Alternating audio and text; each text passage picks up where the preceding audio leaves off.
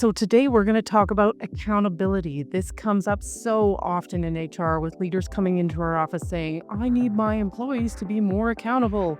But what is that exactly?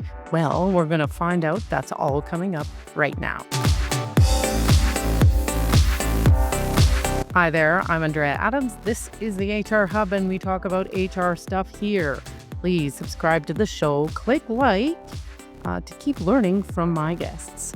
So today my guest is again Mitch Warner. Mitch is the managing partner of the Arbinger Institute and an author. He's helped out on more than one book, but he's recently partnered on a book called Leadership and Self-Deception, where he gets into this topic. He's had clients like NASA and Citrix and Universal Studios. I'm happy to have him. Hi, Mitch. How are you? Hey, Andrea. Thanks so much for having me back. I'm excited about this conversation. Me too. After the last one, I'm really excited. Okay, so can you start by defining what accountability means to you? Yeah, well, accountability is really giving an accounting for what I'm doing as well as the impact of what I'm doing. But I think when we think about accountability, we think about more than just the accounting of what I'm doing. We think about this felt obligation to take responsibility, to see my impact and take responsibility for that. But I think that that's fundamentally the key to all of it is impact. So much of accountability, the way we typically think about it is, well, this is what I'm doing. But everything that I'm doing is having an impact, like we talked about the last time we were together. S- So it's giving an accounting for all of that and feeling an obligation to take responsibility for the ways that I have influence on other people, which is much broader than, what I'm doing. My influence is significant in an organization. Everyone's is. So how do I take that into account? How, how do I take responsibility for that? hmm In the last episode, we talked about seeing other people as people, like Mhm. really seeing them and seeing what they're trying to accomplish and being curious about that. How does that tie in with this idea of accountability? I feel like there's some sort of thread there. Absolutely. You know, as we talked about before, because everything that I do impacts other people, I can't just give an accounting of what I'm doing. I have to give an accounting of my impact on those people and usually to those people.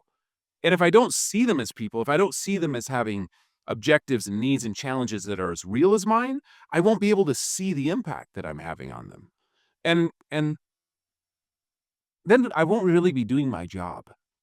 Um, it's interesting. I sometimes will ask groups of people that I'm talking to about this issue of accountability to fill in this missing word from a statement that I hear in just about every organization that I ever work with.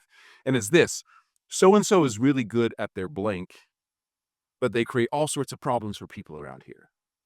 And then I ask them, just fill in the word, and they know it immediately. So and so is really good at their job. And then we pause and we're like, wait a minute, how is that statement even intelligible? That a person could be good at their job and yet create problems for other people in the way they go about doing their job?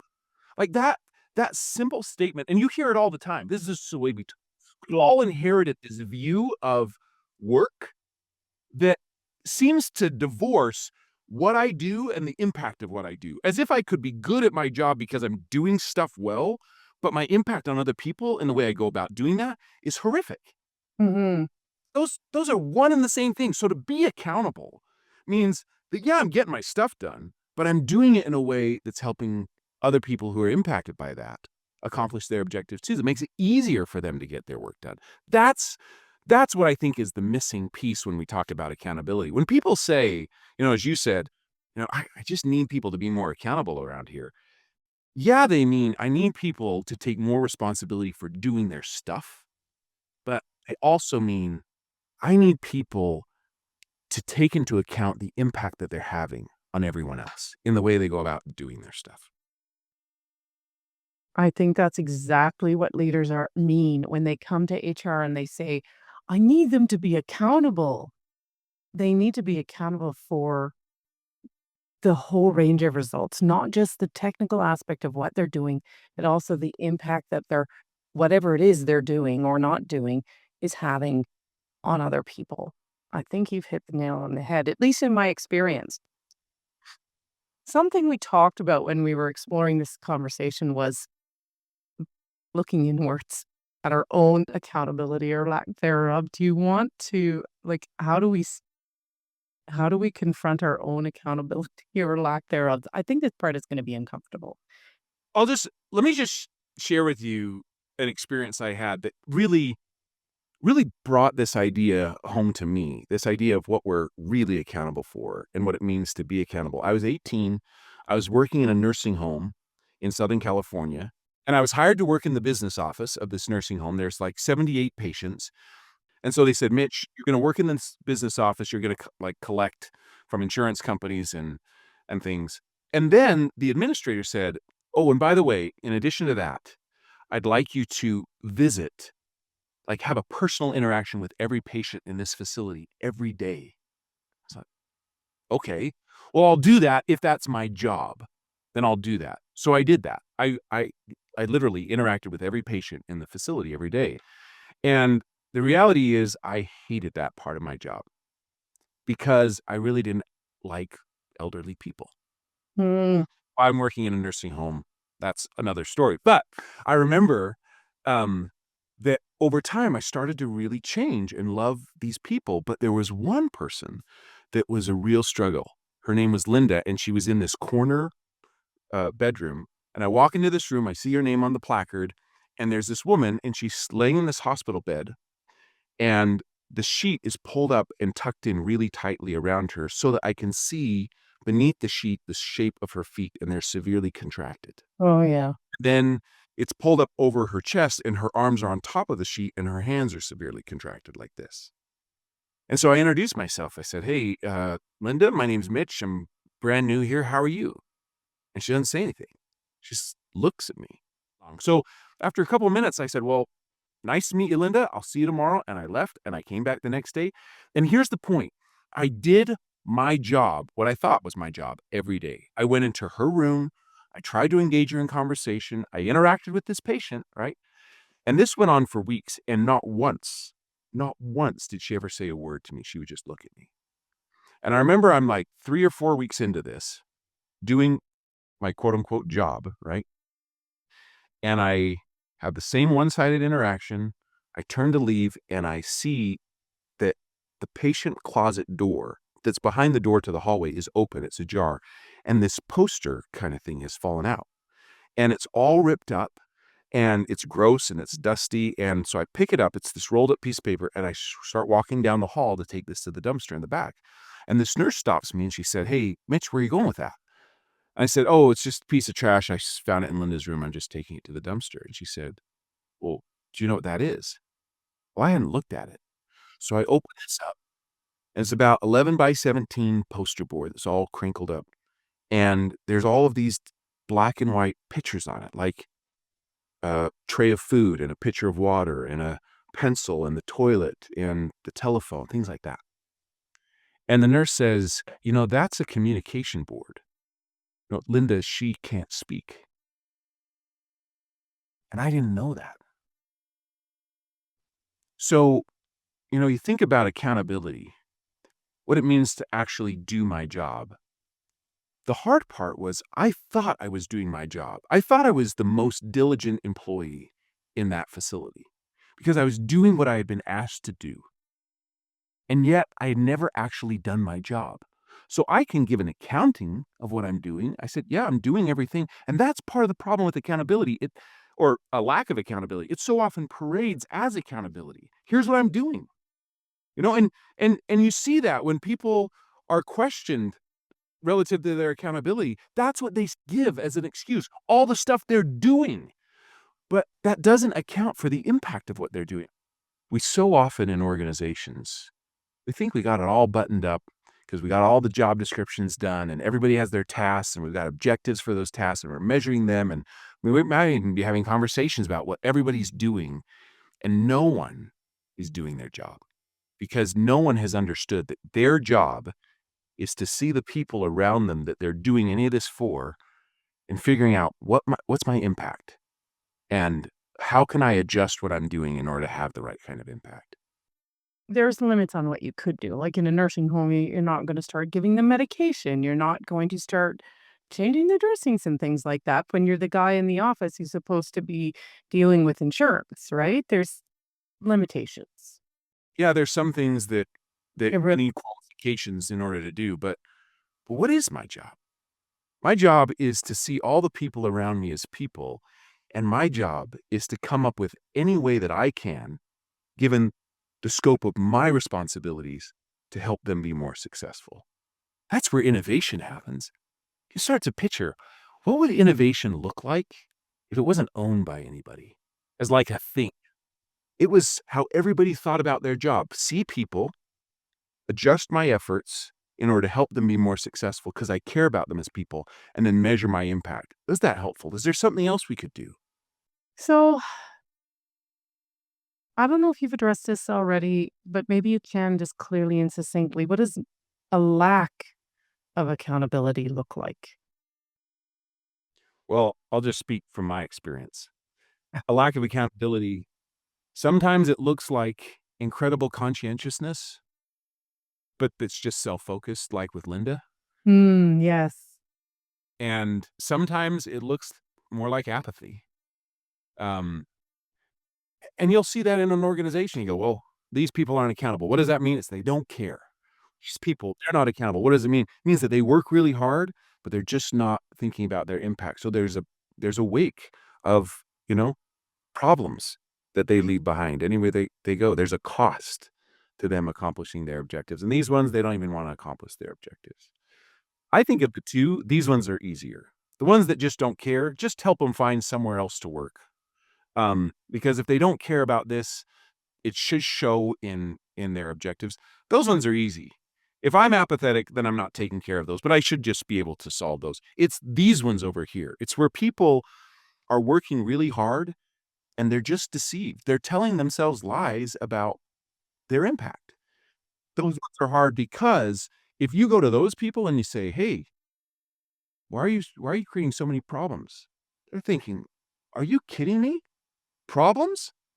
I'm the highest performing person in this organization." And so to help those people, we have to break down what it means to have a job in terms of my capabilities. Am I achieving my objectives? Am I capable of achieving those? If I'm not capable of achieving those, I need to either find another role in the organization or some other organization. But Right. if I'm capable of achieving those and I'm putting in the right kind of effort to achieve those, I still have to measure my own performance in one other area, and that's impact. That's what we typically don't measure. And that's why you have all sorts of people that are high performers, highly conscientious, hard workers, putting in tons of effort, and yet no one can afford to have them in the organization because the cost is too high. It's because they've never learned, and they've never learned because it's never been measured, that impact is as much a part of their job as what they quote unquote achieve. Mhm. That one's making me think for sure. All right. So, I'm just gonna be a little bit raw here. I have the I have somewhat of the opposite problem where I blame myself for everything. I'm sure I'm not the only one who's out there. Is that accountability? Like I'll take responsibility for a lot of things. Maybe I shouldn't. Well, I think there's a difference in taking responsibility and wallowing in self-blame. Those those seem like the same thing on the surface, but Andrea, those are not the same experience. And someone who takes robust responsibility for ways that they've been complicit in problems that have been created, awesome. The difference between that person and someone who wallows in self-blame is their helpfulness and effectiveness, right? This person says, "Oh my word, I'm so sorry. I created a problem here. How are we going to fix that?" They don't stay in that place, right? Mhm. And and taking responsibility is super helpful for everyone around them because now we see, oh, there was the problem, but they're not defining themselves by the problem they're creating. They're just finding a way to find a solution. And they invite everybody else to go, "Oh, it's safe to go Yeah, I made that. I created that problem. All right, how are we going to fix it? But when I'm over here, because I've been like you, Mhm. and that experience is so different. To go, oh my word, I can't believe I did that, and now that defines me, and it's a totally different thing. Sometimes we help people find kind of the moment that these lies that we tell ourselves come into existence.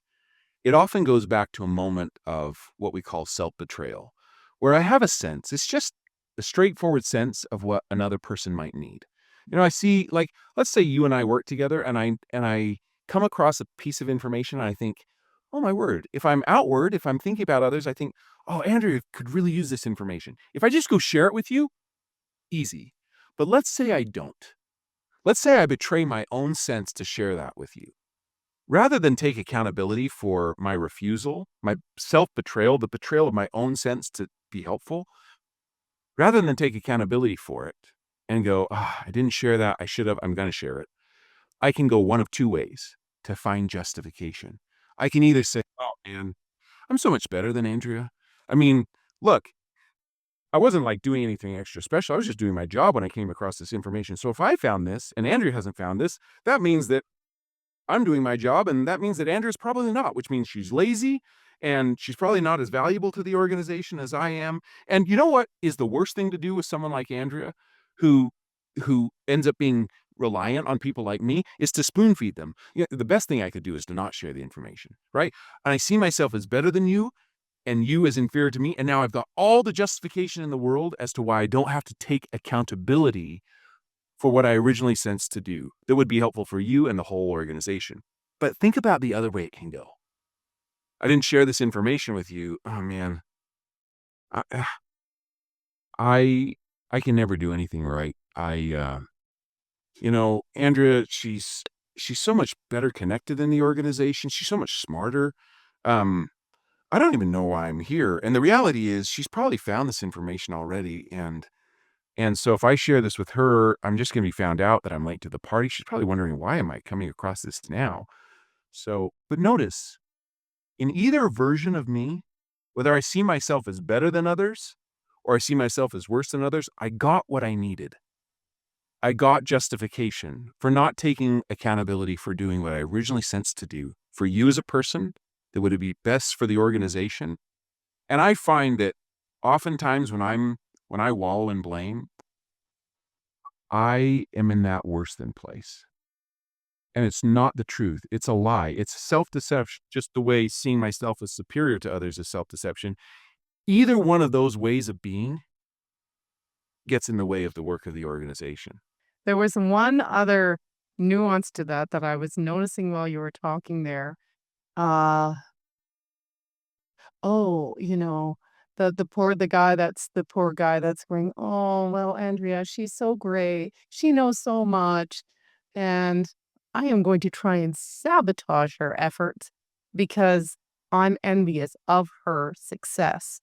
That was just another nuance I was thinking of, which is also exceptionally unhelpful, right? But, yeah, Totally.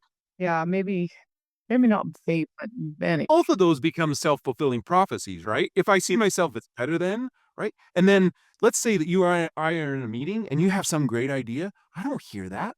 Because now that's a threat to my view of myself as being better than. I'll carry that view of myself all over the place, right? So you say, Mitch, are you interested in having good ideas no matter where they come from? I say, oh, yes, absolutely, but not really. Now, the most important thing for me is that image that I have that I'm smarter or better than other people. But the same with the worst then, right?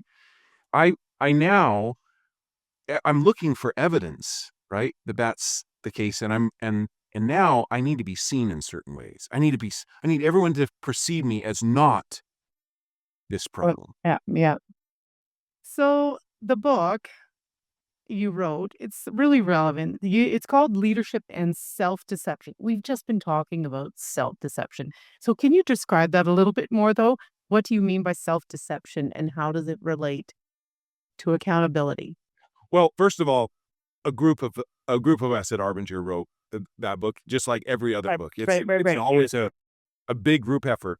But in self-deception, What's really going on is I'm lying to myself and I'm believing that lie, which seems crazy. It seems like a paradox. How could I be the same person who's lying and believing the lie, right? If someone else lies to me, I might believe that because I don't have all the full context. But when I lie to me, Yeah. how But do it's I believe that? yeah, it's like that example you would just gave that the person who thinks they're better in it than every others and they're believing that lie because it's a lie, they're not better. Or the person who blames themselves for everything, sometimes me, uh, also a lie and they're believing it. So that's self-deception. That's self-deception. That's it. And that, more than anything else, is at the heart of human dysfunction. It doesn't matter if it's in a personal one-on-one relationship, like a marriage or with children. It doesn't matter if it's in your community. It doesn't matter if it's in an organization. That issue, people in self-deception, is the number one issue at the heart of human dysfunction. So the title of your book is Leaders and Self-Deceptions. What is the leader's role in remedying self-deception? It's a great question. The first role of a leader, if you want to help people overcome the self-deceptions that you can see happening in an organization, first thing you have to do is be free of it yourself. You can't be a self-deceived leader and help other people. You got to put the air mask on first, right?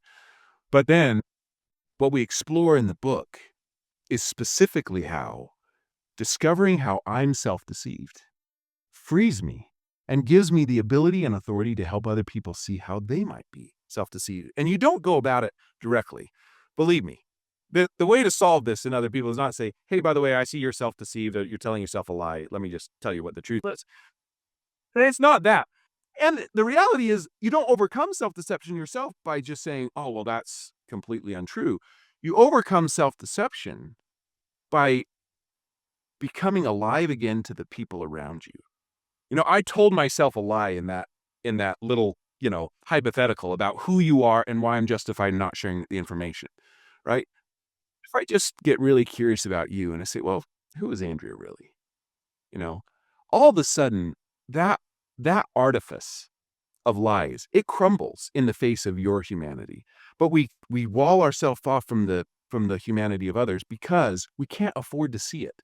If I see your humanity, this caricature of you is either worse than or better than, it it crumbles.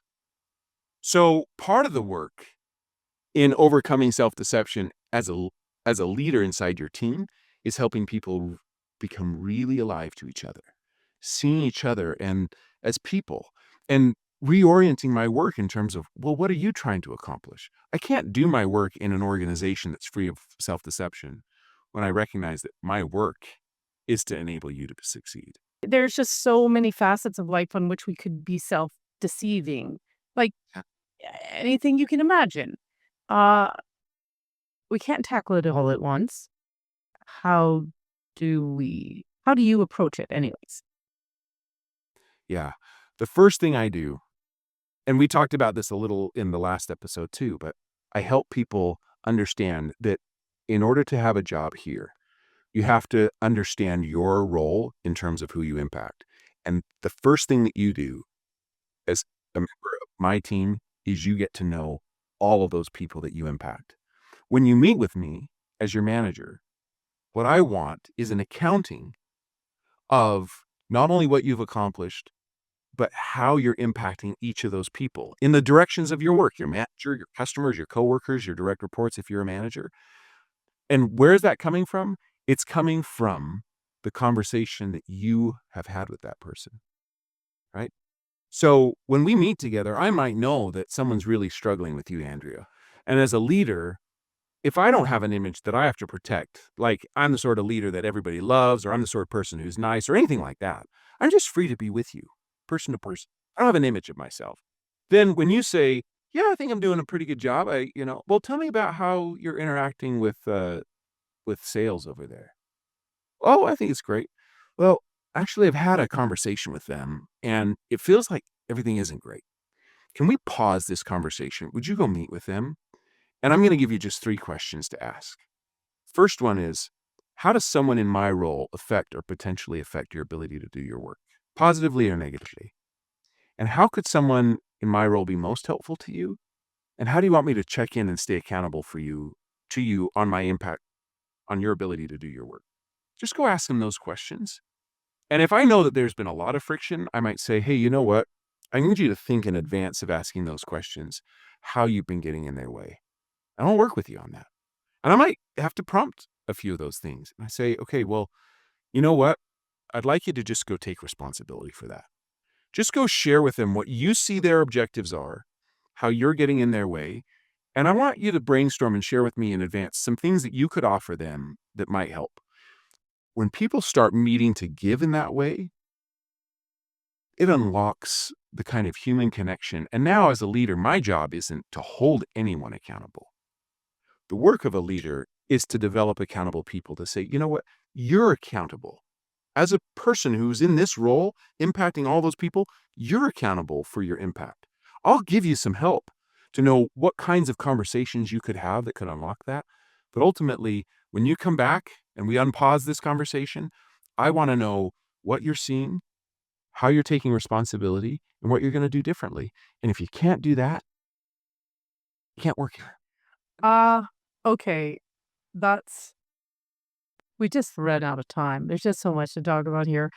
How can people learn more about this? Reach out to you, provide me with that info, and I'll put it in the show notes and stuff.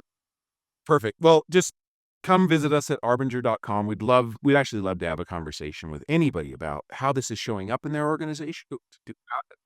But really, the best place to start, if you're on this journey to figure out how I drive this deeper level of accountability, go and read Leadership and Self-Deception. It's been specifically written to tackle that issue. How do you help people see the lies that they're telling themselves about the impact they're having and fundamentally transform? Mhm. It's a book that is transformative at a personal level. It's a book that's transformative at an organizational level. And if you're listening to this, honestly, I would love to hear what that sparks for you, what you implement from reading that book. I'd love to have that conversation. So reach out. Oh, okay. All right. Put all that in the show notes. Well, thanks, Mitch. I am thinking about that self-deception conversation and just how many ways we can deceive ourselves in that it feels safe, but it isn't helpful. That's something I'm definitely going to be thinking about, although not right now. I need to close this episode. Mitch and I did another episode, which we referred to a number of times, on mindset, and that was so fascinating. A link to that's right here. Thanks for watching out there, and we'll see you next time.